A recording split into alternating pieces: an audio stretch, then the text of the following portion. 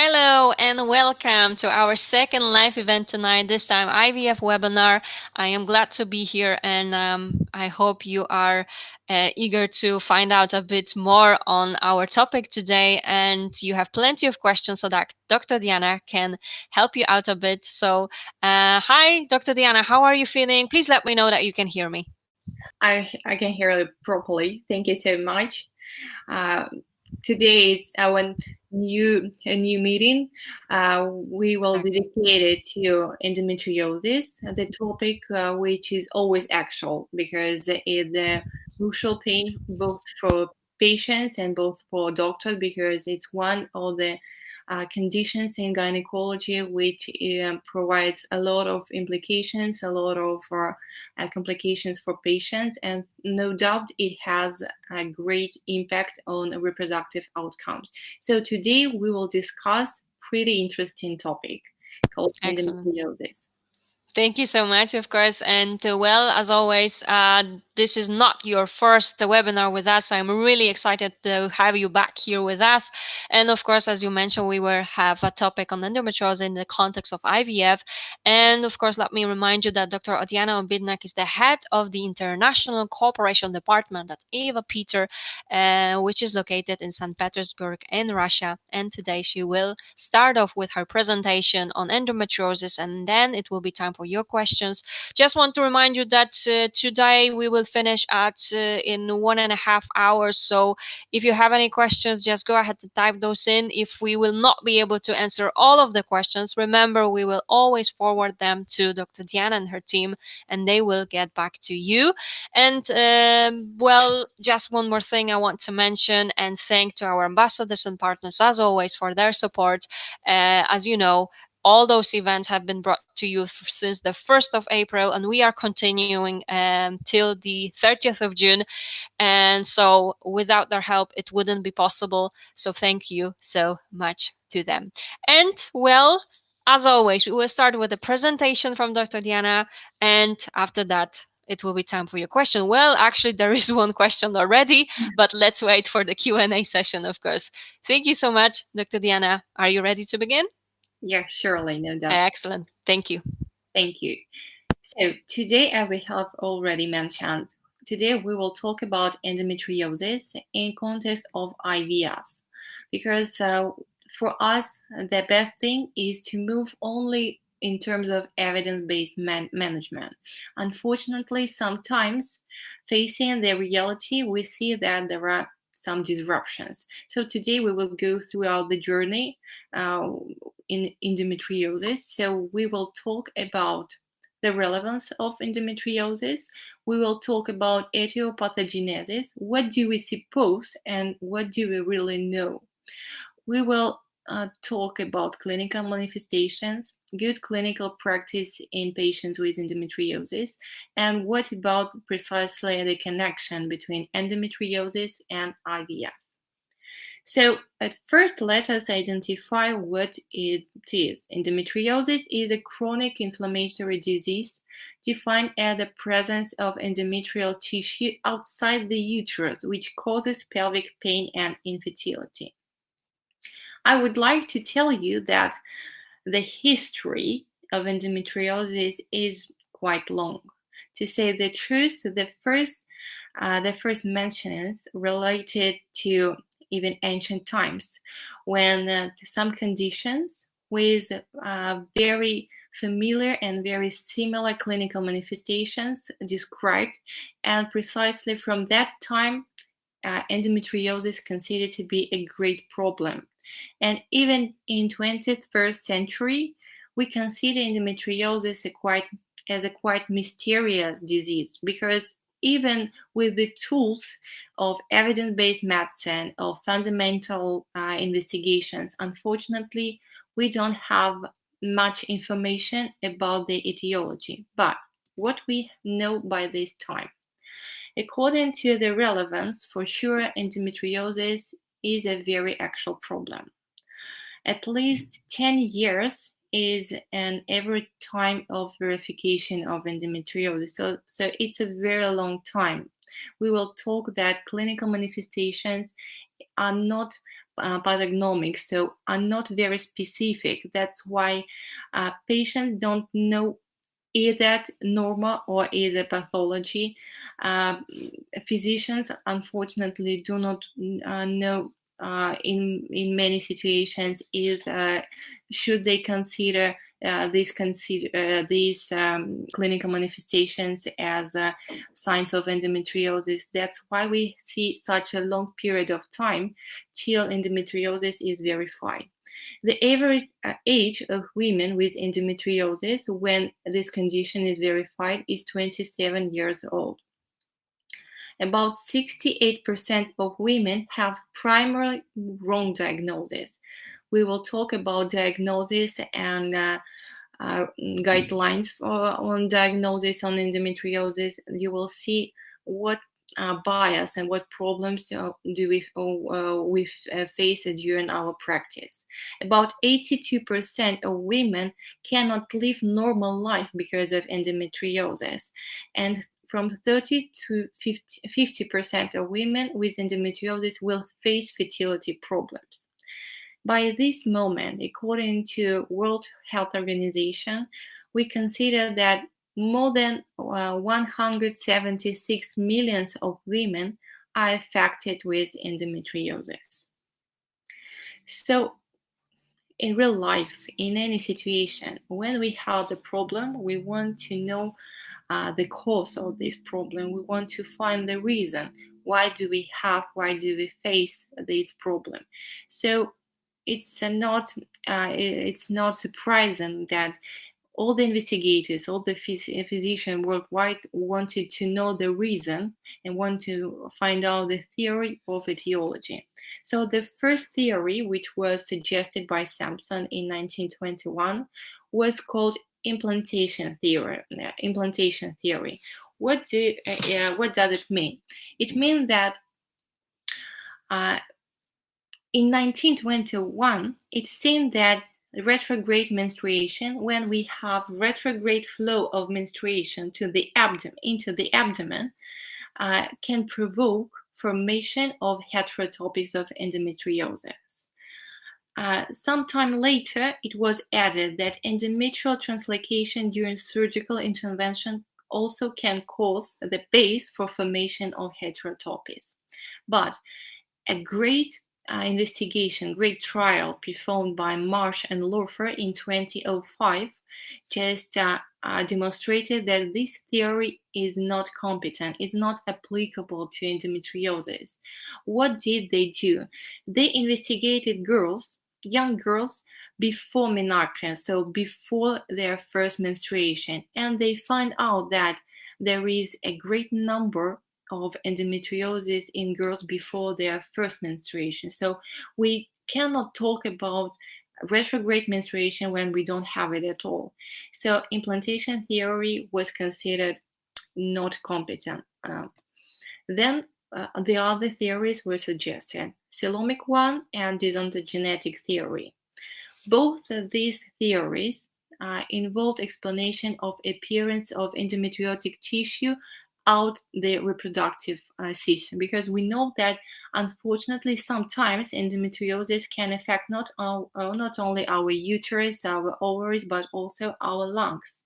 So the investigators suggested that the appearance of endometriotic tissue can be due to peritoneal and mesothelial metaplasia. Also, another disontogenetic theory explained endometriosis as compromised embryogenesis and development of endometrioid tissue from abnormally located rudiments of the Muller channel. Unfortunately, those theories didn't provide the response of etiology of endometriosis in reproductive system. That's why all the brains of investigators worldwide determined to look into the local disruptions, to look into the focus of endometriosis.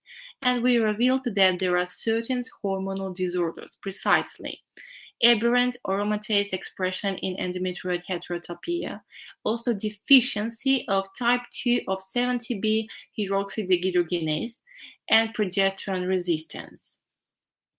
Talking briefly and in simple words, these disruptions, these hormonal certain disruptions, provides local hypoestrogenemia, which results in certain enhanced elevated proliferation activity and results in this focus of pathology.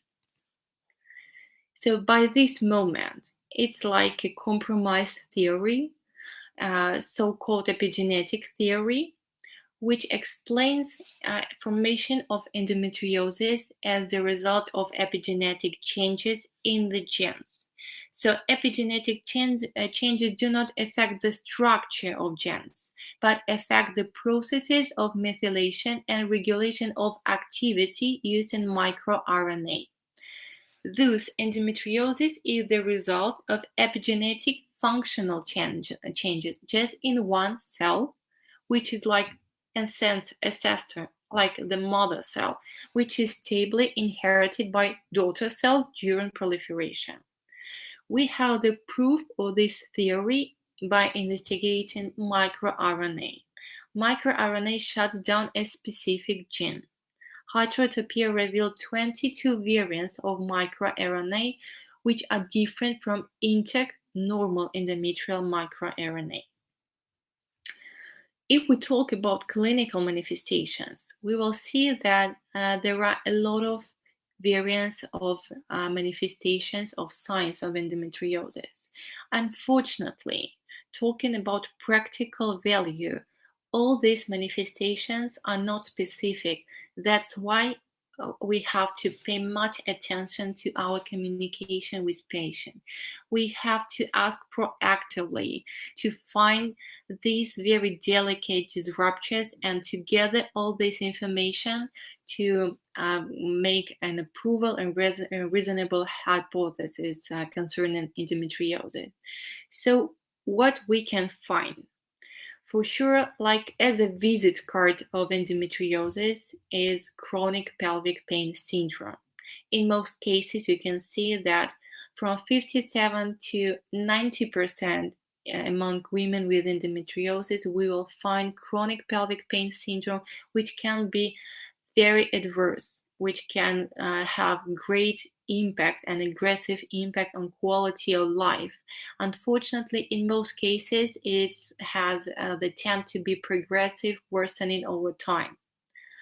But fortunately for women, but unfortunately for our practical guidelines, we don't have it like a specific sign.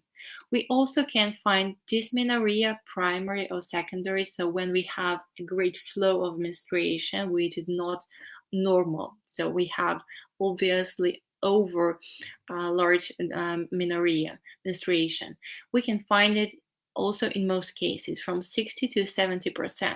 But speaking frankly, to say the truth, women all over the world don't pay too much attention. They do not analyze the character of their menstruation. Those, in many cases, even when we have the signs of dysmenorrhea, patients will not tell you by their own. We have to ask it and find approval that they have such disruptions. Also, women can notice that they have painful sexual intercourse. It's called dyspareunia. So it's one of the more specific signs, but still this clinical manifestation can be caused by some other conditions. Also, we have some non-specific clinical signs like dysgeusia and dyspepsia during menstruation or near the menstruation period. Talking about infertility, we will find about 70 to 80% patients with endometriosis when we investigate patients with primary infertility. Unfortunately, in many cases, infertility is just the first complaint, the first sign, the first motive to go to the reproductive specialist. So sometimes, in many cases, endometriosis will be revealed just when investigating the causes of infertility. So what mechanism of infertility development are associated with endometriosis? If you have a glance to the slide, to the picture, you will see that there are lots of mechanisms, lots of tools of affecting the fertility system by endometriosis. There are some evident and rather simple things like disruptions of the egg transport process due to adhesions. When we talk about that, if you remember the first slide, endometriosis is the chronic inflammation. Any inflammation process will lead to adhesions, like connections, which can be rather tough or rather delicate, but still they will lead to the disruption of transport process as a mechanical obstruction of fallopian tubes. Thus, it will lead to disruption of sperm transportation, not only in mechanical ways, but also by having the growth of oxidative stress markers. The elevation of oxidative stress leads not only to impact to the sperm, but also to the not benign full atmosphere in follicular fluid where the egg is formed. So we see nitric oxide lipid peroxidase activity, which leads to the poor quality of oocytes and embryos. I bet that persons who have endometriosis or have some connections with the topic of endometriosis have listened, have heard about the great bad impact on the quality of eggs. For us, is a crucial point because if we talk about mechanical obstructions, we can fix it by surgical tools, or we can go through it by IVF services. Unfortunately, there are, by this time, actually, we have no approved tools to enhance the quality of eggs and subsequently enhance the quality of embryos. So this is one of the most limitation factors concerning infertility and endometriosis. Also, we observe mitochondrial dysfunction in cumulus cells. Cumulus cells are the cells which surround the egg, and for sure also have an impact on its quality. Another part, the other group of mechanisms are involving endometrium.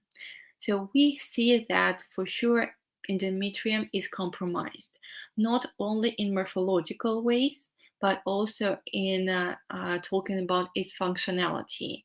We will discuss that there are we talk about receptivity and selectivity in endometrium. So in endometriosis, unfortunately, endometrium is always compromised. The implantation process is always under great discussion. We see as an approval of this theory, we have fundamental investigation which observed that there are even anti-endometrial antibodies. So the organism works against itself. Also, the other thing about the functional disruption is an adequate luteal phase. That's why maybe you have experienced it when we have to add more medications to support the implantation process in the early stages of pregnancy. But there are some good things. The good things is the competence of embryo in patients with endometriosis. Though we see that that there is a greater demand of poor quality embryos, the genetic status of this embryo is not lower than in generation. What does it mean? When we talk about poor quality, we should mention that there is so-called survival rate of embryos. So at first we obtain the eggs, then we fertilize it with the sperm of partner or husband, or sometimes of the donor, and we observe the development of the embryos. Our goal is to wait to this development, to the stage of development called blastocyst. Usually it's day 5 or day 6. Nowadays, we are able to observe even till day 7. it's considered to be a little bit slowly, but still we get the pregnancies even from these time frames. But unfortunately, in patients with endometriosis, we do observe a lower survival rate. So we see a lower number of blastocysts at the end of our observation and cultivation of the embryos. And for us, for a long time, it was like a black zone. We didn't know, we have no clue if the competence of the embryo is also affected. The good thing that nowadays we have certain information that the embryo quality is just the same as in generation. So our aim is to get as much embryo as we can, to produce as much embryos as we can. But the other thing is endometrium. We know that for pregnancy, we have to have at least two main players, the embryo and endometrium. For sure, there are a lot of players more, like growth factors. There are some microenvironment which surrounds endometrium and the embryo. But talking briefly, we have to be sure that the embryo is good. We can reveal it and approve by genetic testing. And the other part is endometrium. As we understand that endometriosis is the conditions which is associated with the pathology of endometrium, for sure we have to pay much attention to the endometrium. For many years, endometrium was considered to be a second player, that it's not the main player. But nowadays we know certainly the role of endometrium. Endometrium is a biosensor of embryo quality. So normally, when in natural life, the embryo is reach the cavity of the uterus, endometrium plays role as a biosensor, catch the information from the genes, from the signaling of the embryo, and has a conclusion, provides a result for the whole organism. Is the embryo good enough to help him to make an implantation and the pregnancy? So this balance between the ability to accept the embryo, called receptivity, and the ability to negatively select the embryo and to not inhibiting the ability to make implantation is the role of biosensor of endometrium. Unfortunately, this fragile balance can be altered functionally or morphologically. For sure, if we talk about endometriosis, we observe both functional and morphological alterations. So, as we have already mentioned, endometriosis and endometrial receptivity are strongly associated. We already know that there are certain hormonal disruptions. So, due to the activity of that gene, depending on the local inflammatory process and aromatase activity, we observe local hypoestrogenemia. We also observe resistance of progesterone receptors, and that's why we have to make pretreatment in most cases for talking about patients with endometriosis. We already have great and clear evidence that we can improve the assisted reproductive technology outcomes providing pretreatment by different medications. One of the medications which has a long history of approval, and one of the medications which was the first medication for therapy of endometriosis. That's why it has the great abundance of evidence of talking about evidence-based medicine is the treatment with hormones, so-called analogs of GnRH. We will talk later about the appropriate pretreatment for IVF. So we have disruptions and we know how to fix them. Morphological disruptions and morphological alterations are considered to called chronic endometritis. Chronic endometritis can be itself a separate disease, but we have by this moment strong association between endometriosis and chronic endometritis. The difference is, in simple words, that chronic endometritis is an inflammation which is the result of activity of certain microbacteria or virus, and endometriosis, as according to epigenetic theory, is the result of our own changes, of our own epigenetic changes. It's never associated with inflammation by certain microbiome, by certain bacteria. But unfortunately, when endometriosis has a long history in patient, we have the mixture and we observe the chronic endometritis also. For sure, we should take it into the account, providing and establishing individualized treatment plan for patient.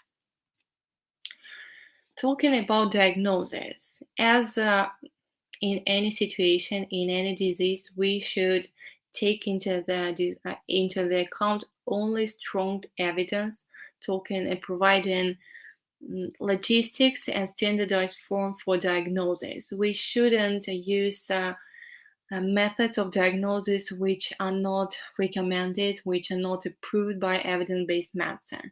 So we have several guidelines. There are European guidelines, there are guidelines from American Society for Reproductive Medicine. For sure, we also have to take into the account internal guidelines, like I have shared with you on this slide. We use both European and Russian guidelines of management of endometriosis. So the first line of diagnosis for sure is good communication with patient. As I have mentioned, for sure endometriosis is to be revealed by our active collaboration with the patient. Reproductive area is always a delicate field, and not all women know what to talk about with the doctor. They don't have prioritizations of their signs. They don't have basis. They don't have background to know what signs are significant and what signs are not that important. That's why we have to spend more time when we suppose that there is a risk for endometriosis. According to all the guidelines, diagnosis should be based on symptoms in the presence of any of them, like dysmenorrhea, acyclic pelvic pain, dyspareunia, infertility, or even fatigue. We should start to move more proactively. So the first line, it have a very sincere communication and conversation with patient. For sure, then we have to find some approvals of our hypothesis. The second line is ultrasound examination. You know that ultrasound scan is investigation which can be performed routinely. So even we can make repeatedly during one menstrual cycle. But unfortunately, ultrasound is not that effective in diagnosis of endometriosis as we wish. For example, if we talk about ovarian endometriomas, sensitivity is from 64% till 89%, depending on the qualification of the provider of the service, on the equipment which the provider has, but specificity is quite good. But if we talk about endometriosis of uterus, is not that effective. So we can find it just in 30-40%. For sure, MRI is more effective. But unfortunately, the golden standard of diagnosis is still invasive procedures. We can prove that there is endometriosis only by means of laparoscopy and hysteroscopy. You can see the pictures is from our medical center. You can see that there are blue focus and there are some red foci. So when we see such a blue focus, it means that it's an old one. We assess that this endometriosis for endometrioid focus was formed about several years ago, and the red one should be considered as a kind of fresh one.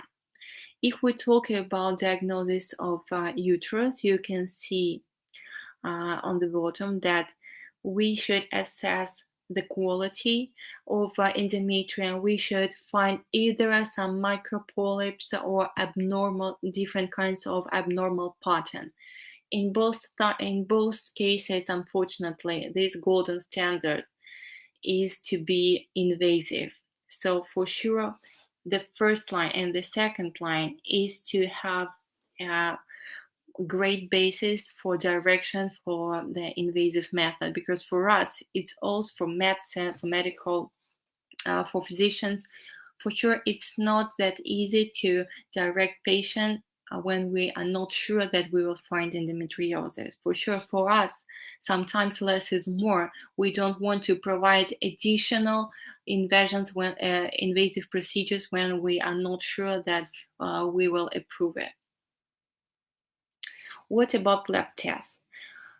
No doubt everybody wants to find miracle and like a wonder test when we can just make when we can collect the blood or any other tissue or just liquid and find out if there is endometriosis. One of the primary lab tests which was suggested is the use of serum CA125. It still is used in our routine practice, but unfortunately it's not very sensitive. The sensitivity is not more than 61%. Specificity is also not very high, it's 87.5%.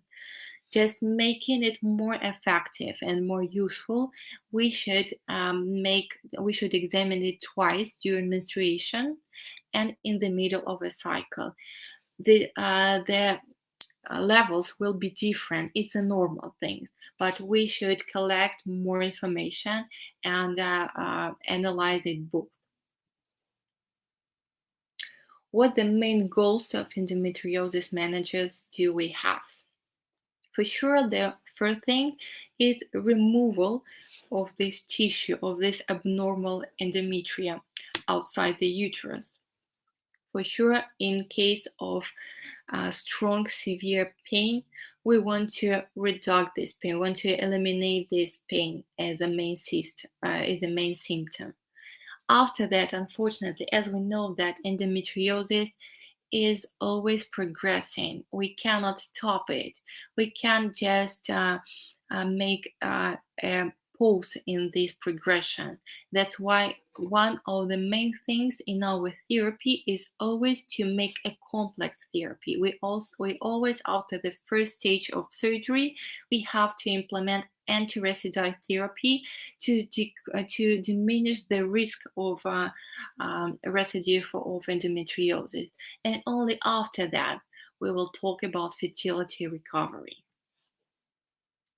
So talking more in more certain stages. The first stage is although the surgical treatment. As you have understood, surgical treatment is not just a treatment, it is combination of diagnosis, the golden standard of approval, when we can not only approve endometriosis, we can assess how it's already spread. We assess the stage of endometriosis. Is it superficial or is unfortunately already severe form? Because our tactics will be very different. So the first stage, we diagnose and we make the surgical treatment. We remove all the foci as we can. After that, we make conservative therapy. And after that, we do our best for planning for pregnancy. We are not talking only about IVF. I would like to pay your attention that our aim is just to get women pregnant. And when we cannot make IVF and reach the pregnancy, for sure we should use this chance. So we're talking about the natural conceiving, minimal invasive intervention called ovulation induction and IVF. As we have limited time, I will talk very briefly because I will pay you attention to the most points which are still under discussion. There are some misunderstanding between surgeons and reproductive specialists, because sometimes we want to make surgery and try to provide the good basis for natural conceiving, but sometimes we just have no time and we don't want to waste your time and have to recommend IVF. Just the great manual for endometriosis, for deep understanding of endometriosis and metabolism, and when we should implement not just standardized recommendation, but when we should make it personally. So talking about surgery versus our assisted reproductive technology for endometriosis, we understand that the great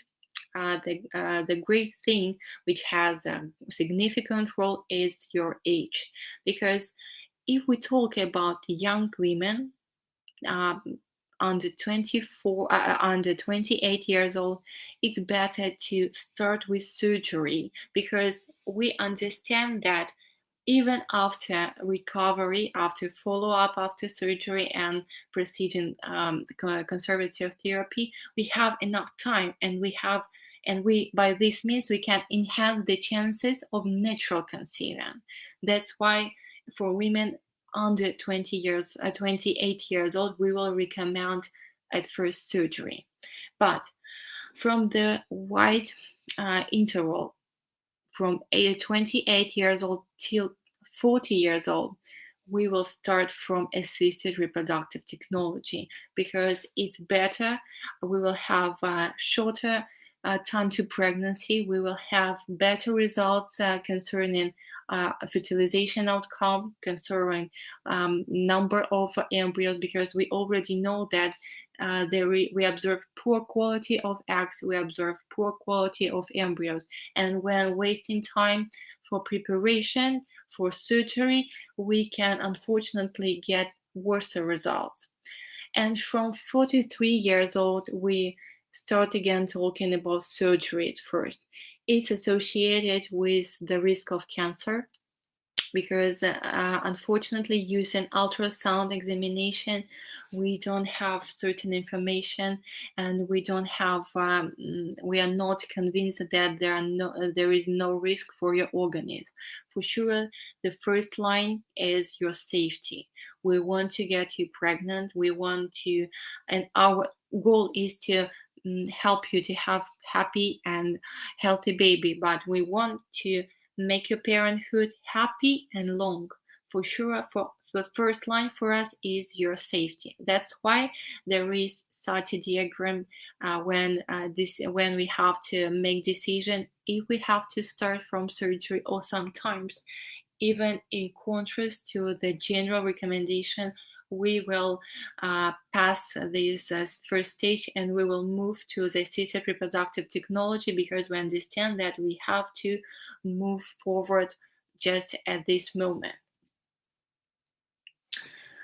What about the outcomes in endometriosis and IVF?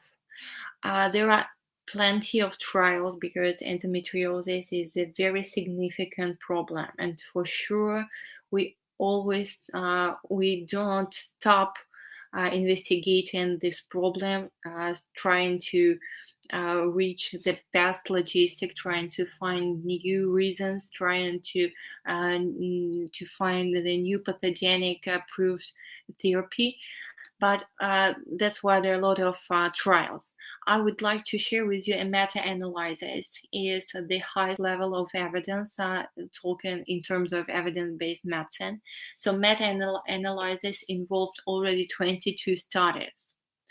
The main thing that all the investigators wanted to compare and patients with endometriosis versus patients with tubal factor of infertility, because tubal factor of infertility is considered to be more benign. We know that tubal factor was the first indication for assisted reproductive technology. That's why we can use this group of patients as a control group. So the conclusions were not very inspiring. The number of oocytes obtained, the peak value of estradiol, the implantation rate was lower in patients with endometriosis. There was an overall decrease in pregnancy rate, and all fertilization metrics are significantly lower in the group of patients with endometriosis with severe form, the third and the fourth form of endometriosis, in comparison to patients with superficial stages of endometriosis. But just to inspire you and to explain you that despite this bad background and our realistic understanding of endometriosis, we know how to deal with it. All the practitioner fertility specialists have an experience with patients with endometriosis. Some fertility specialists do not face patients with endometriosis very often.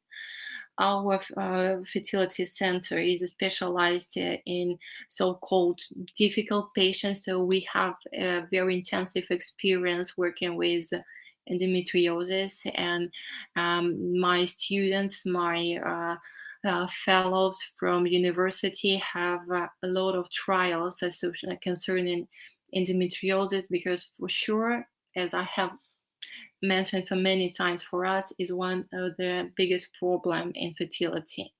So I would like to share with you just 2 case reports and explain why I have chosen precisely these 2 cases. So the first case concerned a woman of 29 years old. She had, as we know, infertility, the primary infertility. So it's one of the most common things.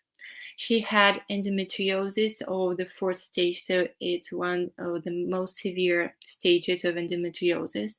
So she had already surgical treatment of endometriosis of both ovaries.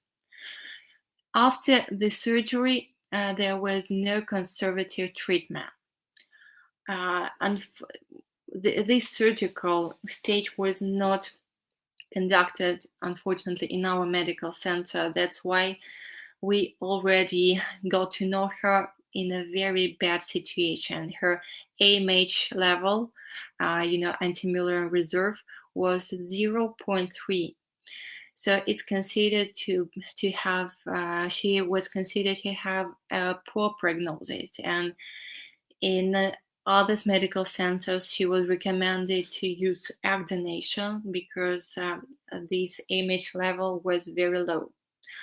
Talking about the quality of sperm, it was normal, but when we performed extended investigation and we diagnosed and we started to investigate the sperm, we find out that there is immunological immune defects in sperm. So the MAR test was positive. It was 80%, and we talk about bad prognosis after when we have MAR test higher than 50%. What did we do? We conducted conservative treatment. We didn't want to make a second look surgery. We didn't want to make additional intervention, but we understood that we have to help her. We have to complete this therapy till complex management. So we administered Diagnostic, the medication, which is considered to be the first line of therapy right now because it doesn't have bad adverse effects. It's very friendly for patients and it's very effective in terms of therapy of endometriosis. So we recommended to take it for 4 cycles in a long way. After that, for us, it was a significant moment because Dynagests can enhance the quality. It diminishes the activity of oxidative stress. It diminishes the activity of inflammation. Thus, we expect to have better results during IVF cycles. So we implemented controlled ovarian stimulation. I used the short protocol with antagonist as a part of ICSI program. We received just 4 oocytes, but on day 5, as she is very young, just 29 years old. We didn't recommend her pre-implantation genetic testing just to minimize her financial expenses, because we didn't expect to have high risk of abnormal embryos. So we made a fresh embryo transfer. We always make just selective embryo transfer. So we, in 99%, we transfer only one embryo. We obtained 2 more embryos. So we transferred 1 embryo and vitrified 2 embryos more. The pregnancy occurred just from the first embryo transfer, and she had great delivery. I didn't refresh this case report, but just this morning I had good news from this girl, because we have performed the second embryo transfer. By this time nowadays she is 33 years old, so she is able to have another pregnancy, and we performed embryo transfer. Just today morning I received positive HCG, so we transferred another embryo, and the second transfer was also successful. So I'm very excited, and I expect that pregnancy will be very good, but we have to support the pregnancy properly, because as we know, we observe an abnormal luteal phase. We expect that internal resources will be insufficient, so we have to support the pregnancy clearly. The other case report we will talk about woman of 41 years old with secondary endometriosis, secondary infertility. She also had severe form of endometriosis. She had combined surgical treatment of endometriosis, also of both ovaries, and hormonal treatment after. She was administered another medication, not Dynagests. It's just that medication which has a long history of recommendations, but it's rather tough. Therapy. It has a very bad compliance, because it's very difficult for women. Women under this therapy observe and note menopausal signs. It's very difficult for them. That's why we usually, if we have to administer such kind of therapy, we always add so-called add-back therapy, just to minimize this adverse effect. So unfortunately, this woman was recommended to take this therapy without add-back, this medication without add-back therapy. That's why she interrupted this treatment due to the severity of side effects.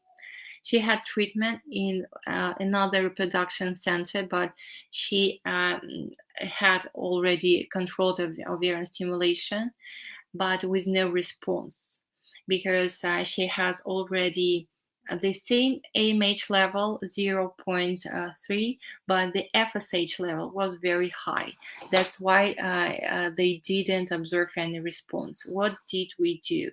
We also did administer Dynagest, because we consider that as the treatment was interrupted, we cannot observe the good effect. We cannot consider that the treatment was completed. So we prolonged anti-recidive treatment by Dynagest. She had a very good personal result. She just went well with this therapy.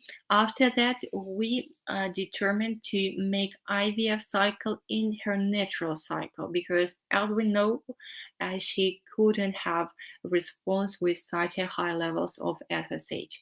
So we made a banking program when we just made several natural cycles, collecting her eggs with following fertilization and creating such kind of her personal bank of the embryos.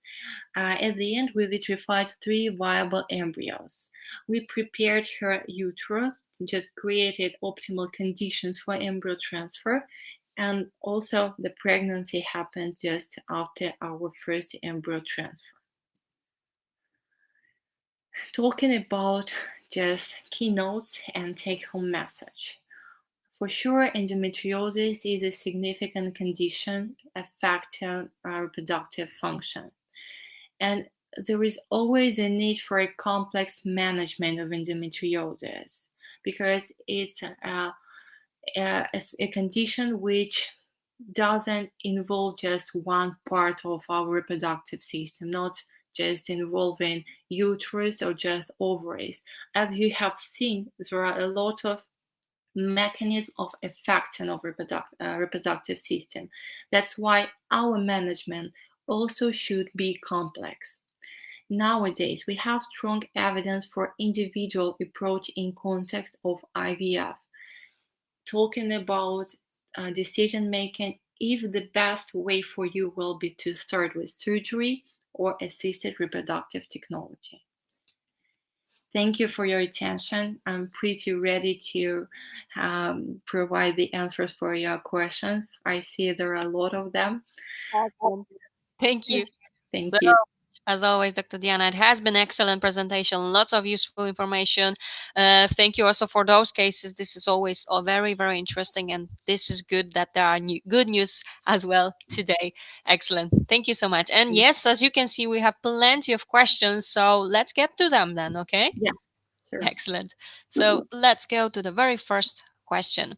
If an egg donor has a cyst, what should the doctor do to prepare her for donation? Should the donor wait for the next cycle? How should she get rid of it? Hello, Angela. I think that we have met during one of our previous sessions.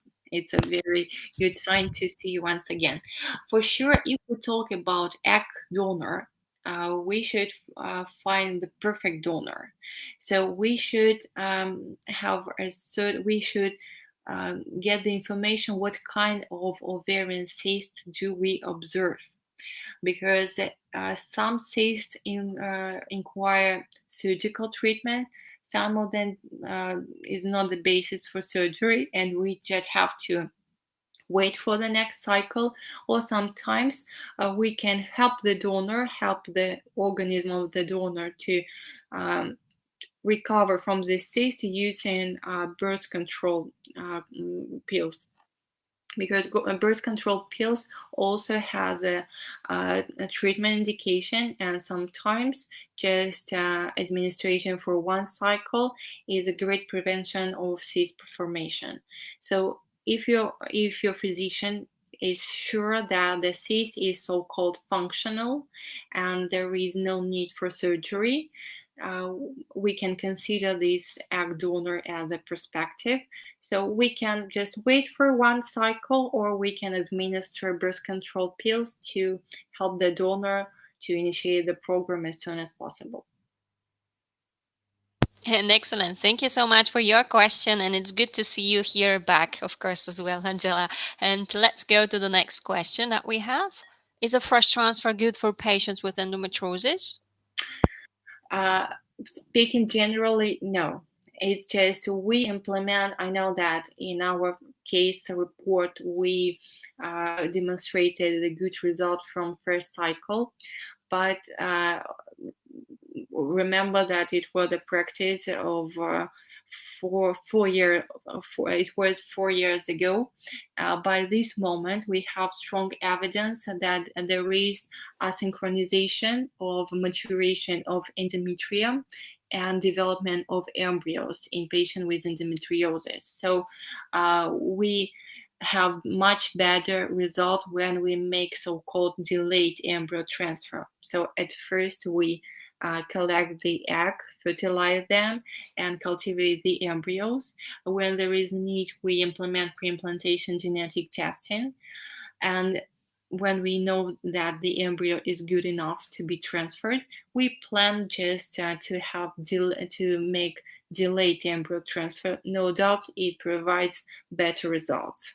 The fresh cycles also can provide pregnancy, as we have seen, as we have just seen. But for sure, when we compare fresh cycles and delayed embryo transfer, we see better results in patients with endometriosis. So nowadays, all my physicians have a standardized protocol to recommend in most cases in patients with endometriosis to have delayed, so-called interrupted IVF cycle when we recommend delayed embryo transfer.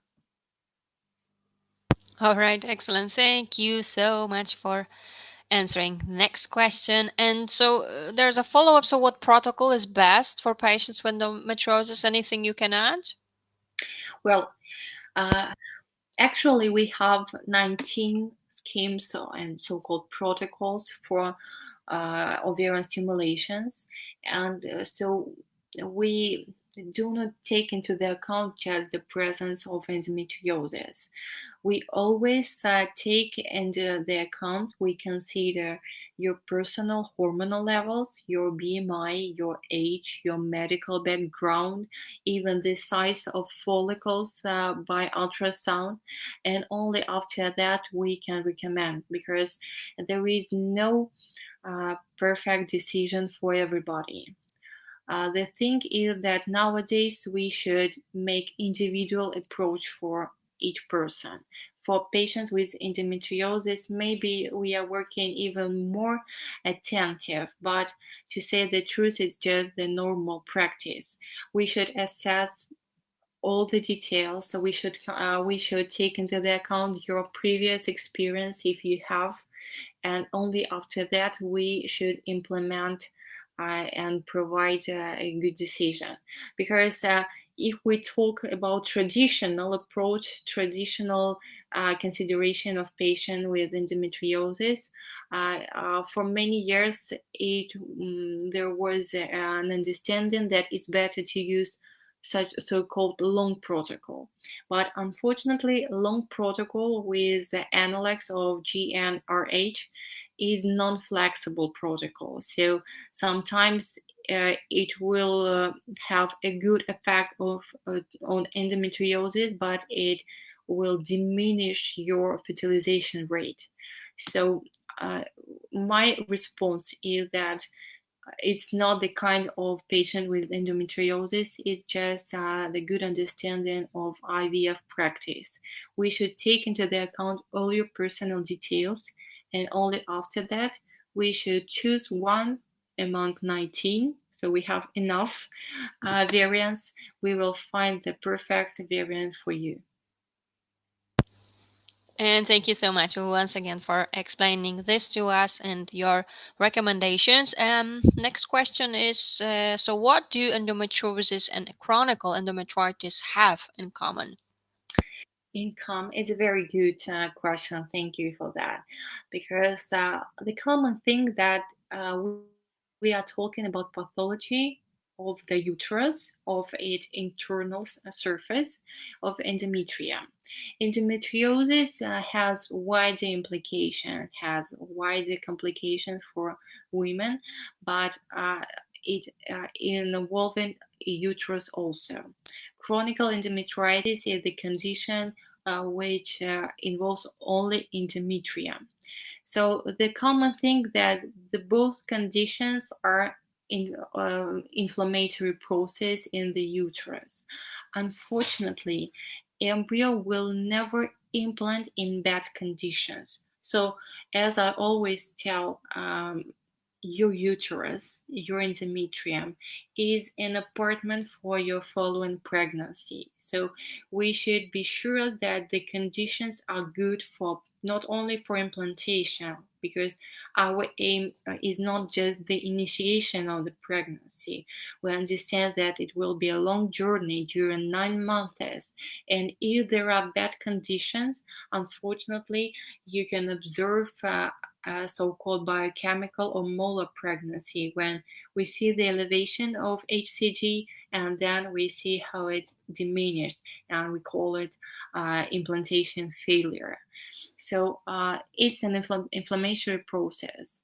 The golden standard of diagnosis in both cases is hysteroscopy, when we can visualize the pattern, the situation in your uterus. The difference is that the etiology, the difference, and the reason of inflammation is different. Thus, it requires different tactics, different therapy. Sometimes it has association when we observe both endometriosis and chronic endometritis, but we have to distinguish it by hysteroscopy and histological examination. So if we have chronic endometritis of severe activity, we have to prescribe even antibiotics. Not in all cases, but I just want to pay your attention only in cases of severe activity of chronic endometritis. If we have endometriosis, as we have mentioned, we have to prescribe medication dedicated to pathogenic, which is considered to be pathogenic therapy of endometriosis. Yes, and I just showed you another question from the very same patient in regards to chronic endometritis. No, unfortunately, the question is if we can find chronic endometritis using blood tests. Unfortunately, uh, all these alterations of endometrium, if we talk about morphological alterations or functional alterations, cannot be detected by blood tests. We have to make biopsy and prove it by means of histological examination or immunohistochemical investigation, or so-called error test, when we want to catch functional alterations. So no, unfortunately, we don't have blood test. All the procedures are invasive. Thank you. And there's one more follow-up from the very same patients. How should we cure light chronic endometritis without Well, antibiotics? we should assess how your lab is approves superficial chronic endometritis, because there are strong criteria, strict criteria, when we assess if the chronic endometritis is superficial or is a severe disease. There are 4 stages. The first stages even doesn't require specific therapy. But if we talk about strong activity, we have to prescribe antibiotics. If we talk about long-lasting chronic endometritis, we don't expect severe activity, but we observe, unfortunately, a severe fibroid implications. So we see connections, adhesions, and we see that endometrium is not functional. That's why we have to prescribe so-called recovery recovery therapy. We implement PRP, platelet-rich plasma, to enhance the resources of endometrium. So we help to recover the endometrium, to enhance its functional abilities. So it's not the type of, if we talk about just very superficial chronic endometritis, we even don't have to treat it. And excellent. Thank you so much for your question and your thorough answer to this as well. Next question, of course, is right here. Is it possible to reduce inflammation caused by endometriosis? Would this improve egg quality? Is there any pre-treatment before for egg retrieval to improve egg quality for patients with endometriosis? Is it common that eggs have a hard time to mature evenly for endo patients? Great questions. Just it's a certain problem. For sure, we not only it's possible to reduce inflammation, but we have to reduce it before we have to implement pretreatment. For us, the evidence-based pretreatment, we implement Diagnostic or so-called different or decapeptyl depot forms. So as we have mentioned in both case reports, we have to make pretreatment for from 3 to 6 months of pretreatment, depending on the stage of endometriosis. So if it's severe, sometimes we even have to make pretreatment during 6 months. But usually, as we have to shorten time to pregnancy, we don't wait the time. So we are very accurate with the durance of this pretreatment. Usually, we make pretreatment during 3 or 4 months. The first line of pretreatment by this moment is Diagnostic. So it's the tablet, so it's very comfortable for patient.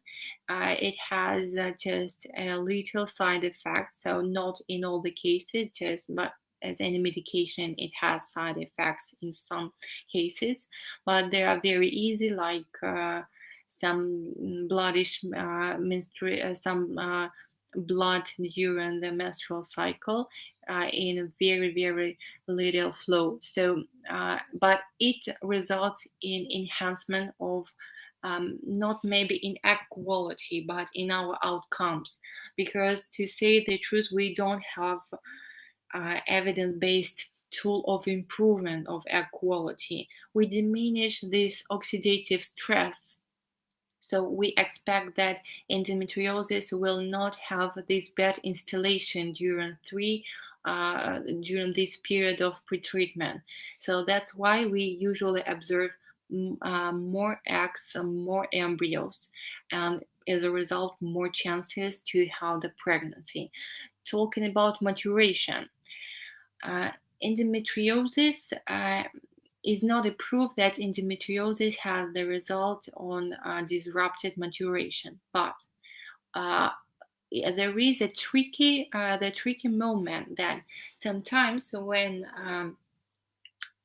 physician recommend some kinds of protocol of ovarian stimulation or schemes of ovarian stimulation, we have hypersensitization of the ovaries.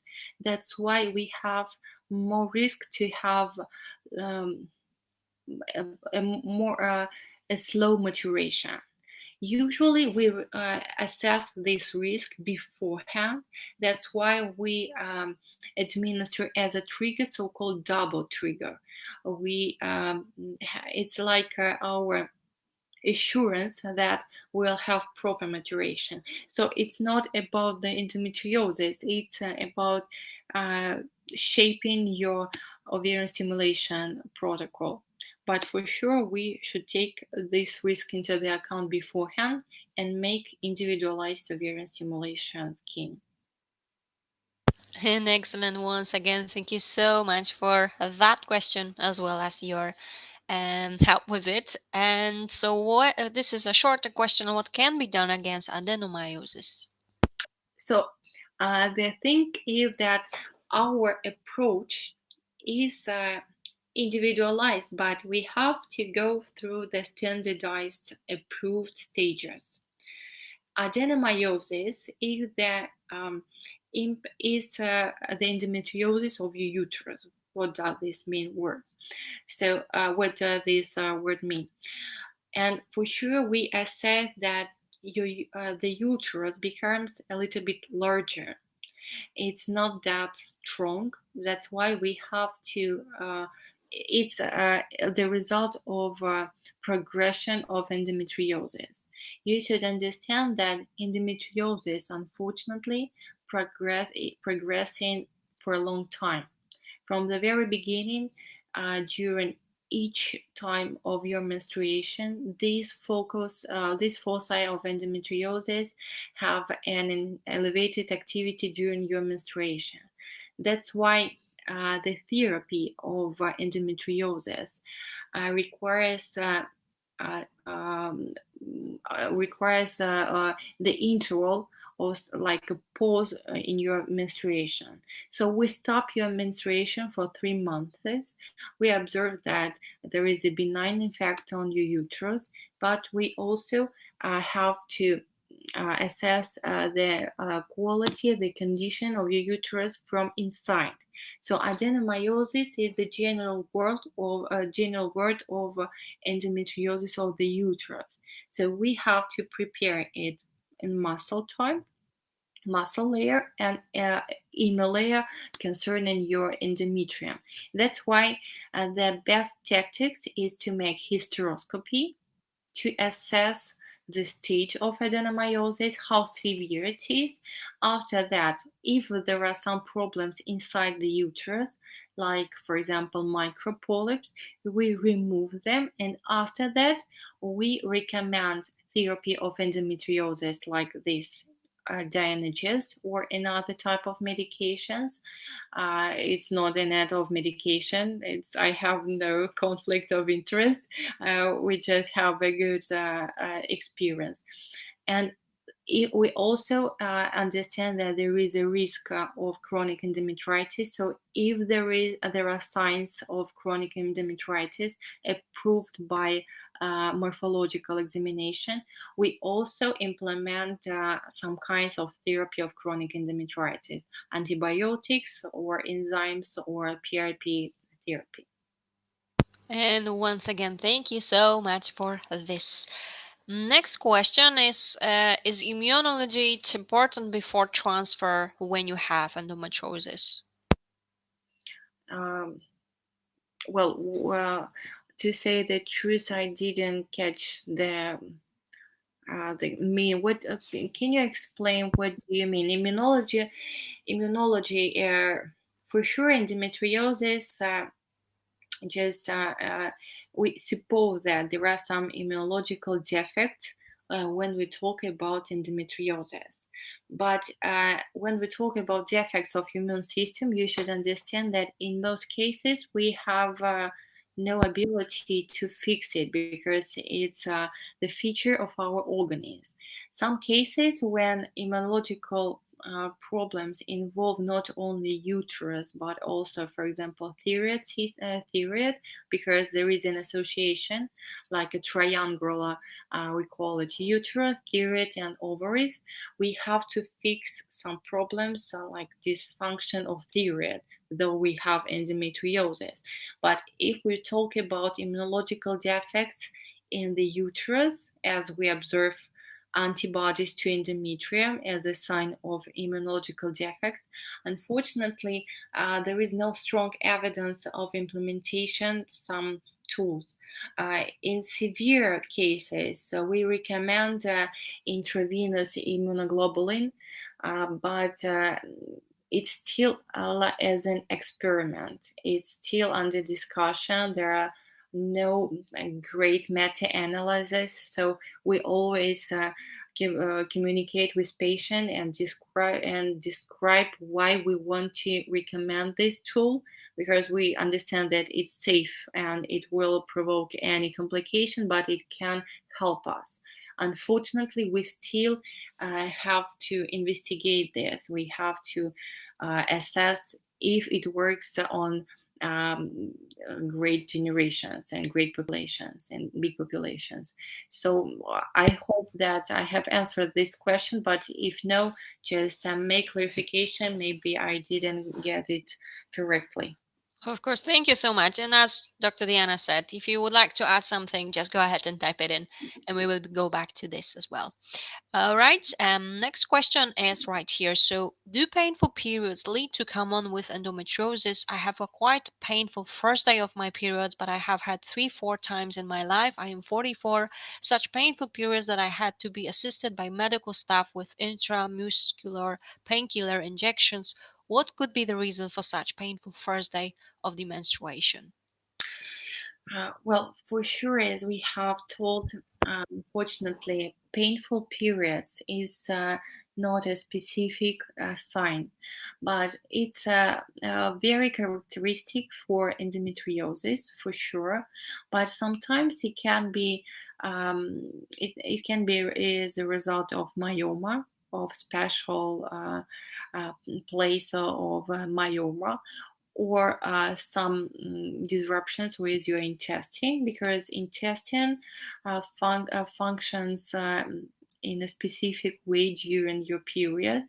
Maybe you have seen that there is a kind of meteorism over, and you have some gas in your intestine during your period. So it can be also, it can result in rather strong pain during your period. But to say the truth, in many cases, painful period is a sign of uh, endometriosis, but still it's not the basis for verification of endometriosis. We suppose that it can be endometriosis, thus we start to have to diagnose it, to seek the approval of endometriosis proactively. And once again, thank you so much for that answer. Next question is is it a mitochondrial dysfunction in the eggs by patients with endometriosis? It's not in the egg. I don't want you to have a misunderstanding. It's mitochondrial dysfunction around in cumulus cells. Cumulus cells surround the egg, so it has the impact, but we are not talking about the genetic competence. It's the result also of this chronic inflammation, or this installation of pro um, oxidative stress markers. So it influences on the quality of egg. The result is the poor quality of eggs, but not the genetic competence. We have seen, I have shared with you the slide talking the good news that the genetic competence in the embryo is just the same, and the prevalence of normal and abnormal embryos is just the same as in population. So I hope that you understand that mitochondrial dysfunction, it's not about the genetic competence of the egg, it's about the background, about the microenvironment resulting in the quality, affecting the quality of egg. All right, excellent. Thank you for clarification to this as well. And we will go to the previous question, okay? Because there is a follow up right here. Later on, I had a polyp removed. Could this be myoma?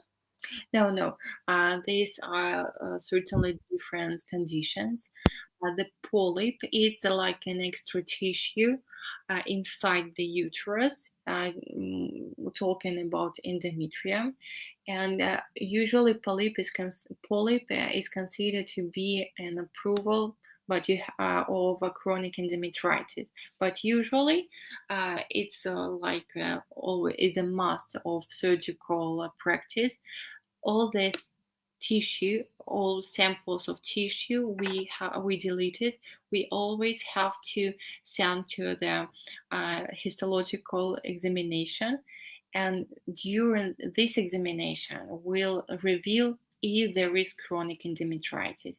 In most cases, polyp is associated, is like is corresponds the severity of chronic endometritis, but polyp and myoma is just two different conditions. Excellent. Thank you so much once again for the clarification to this one as well. Next one is up. I did hysteroscopy and we found that I have endometritis. My doctor gave me antibiotics, Floxval 500 milligrams for 10 days, Vibramycin 100 milligrams for 3 weeks, and estrogen for 2 weeks. After this treatment, can I proceed immediately with IVF, or do I have to make sure that infection is gone? Well, very good question, just a perfect question, because when we talk about investigations, studies, trials, when we perform scientific work, we always make a second sample to investigate if our therapy was sufficient to treat these conditions. But according to worldwide practice, for sure, we don't want to provide additional interventions. When we wondering if the infection has gone, we have to make another sample of another biopsy of endometrium. And sometimes we face patients, especially when we talk about recurrent implantation failure, we see that these patients have already several hysteroscopy, several biopsy in their medical background. That's why we don't want to make additional intervention. That's why we can make just after this treatment, and to say the truth, this treatment is rather good, no doubt. I think your physician has an experience in treating chronic endometritis. So I would recommend to make embryo transfer just after this treatment, and not to wait the time to make biopsy and then to wait to recover, to waste the menstrual cycle, because we cannot make the biopsy the approval that the infection has gone, and to make embryo transfer just within 1 month. We have to pass this menstrual cycle and wait to another. So I think that there is a great chance that that therapy was sufficient to treat endometritis if the stage was not very severe. Okay. Thank you again for your question and your help with this. We have like 10 minutes left, right? So there are some questions we will answer, but of course, just want to make sure that we will forward all the rest of the questions to Dr. Diana and her team, and they will get back to you. Okay, so let's have a look at the next question. So once stage 1 endometriosis is removed, how long before it can come back? Well, it depends on the severity of the process, because sometimes it takes several years to produce the same foci, the same stage of endometriosis. But you should understand that sometimes there are unbenign full forms of endometriosis when we see the recidive even of the endometriomas, this endometrioid cyst in the ovary just 2 months after. So it's a very personal situation. But the thing is that endometriosis cannot come back, because unfortunately it's not gone anyway. We just can minimize its activity for a certain time. We cannot remove it, because we uh, make surgical removal only of the tissue, only of pathological samples of tissue that we can observe by our eyes, by our visual tools of visualization during surgical treatment. And unfortunately, it takes a long time, sometimes some months, sometimes some years, from the initiation of the formation of endometrioid focus till its representation when we can see it as a red focus or this blue focus. So unfortunately, endometriosis can come back very soon. In most cases, especially if we implement this anti-recidive therapy, we observe more benign full course of endometriosis. But unfortunately, endometriosis will stop, and it will minimize only when your menstrual period is gone. So only at the stage of menopause. And again, thank you so much for explaining this once more. And Now let's have a look at this question. I am 35 and have endometriosis. I have only achieved a biochemical pregnancy using DGPGD, I guess, the other negative net transfers. Take a break and achieve a biochemical pregnancy. My last transfer will be a natural cycle. What do you think? Why don't I get pregnant? And when I do, I lose it right away. Well, if we talk about, as I understand, you had several transfers. You are 35 years old, and unfortunately, I have no information if your couple has a male factor also, because when we talk about recurrent implantation failure, and unfortunately it's your case, we should assess not only, we shouldn't focus only on endometriosis. We should focus on all these details. We should assess, consider if the embryo is good. So for sure, you're recommended to make pre-implantation genetic testing of the embryos. It's just no doubt. Another thing, I would make hysteroscopy to assess if the condition of the uterus is good. The very good thing that you already had biochemical pregnancy. Biochemical pregnancy is like the first meeting and the first initiation of interaction between embryo and endometrium. If you already had the positive HCG level, you're very likely to get pregnant. We just have to find the small features, small problems which certainly can be fixed, but we should do our best to find it. Also, you should understand that there are some concomitant pathology which can hidden your chances to diminish your chances to get pregnant. The first line is thyroid, but also we assess our blood condition and so on. So you should, what I would do, I would recommend to just make a fresh site to assess your embryos, to assess the condition of endometrium, and to assess if you have some risky points talking about concomitant pathology, which can, but I want to inspire you that as you already have biochemical pregnancy, for sure you're able to get pregnant and to carry the pregnancy. So just wait a little. Natural cycle, it's a very good thing. I love natural cycles. It's not the kind that they are better than hormonal replacement therapy, because talking about big data and great trials and large meta-analysis, the outcomes and pregnancy rates is just quite the same. But natural cycles allows us to diminish our hormonal stress. We don't have to prescribe a lot of medication. That's why the only thing I love natural cycles. But unfortunately, we should assess if it's applicable personally for you, because in some cases natural cycle is not a good thing.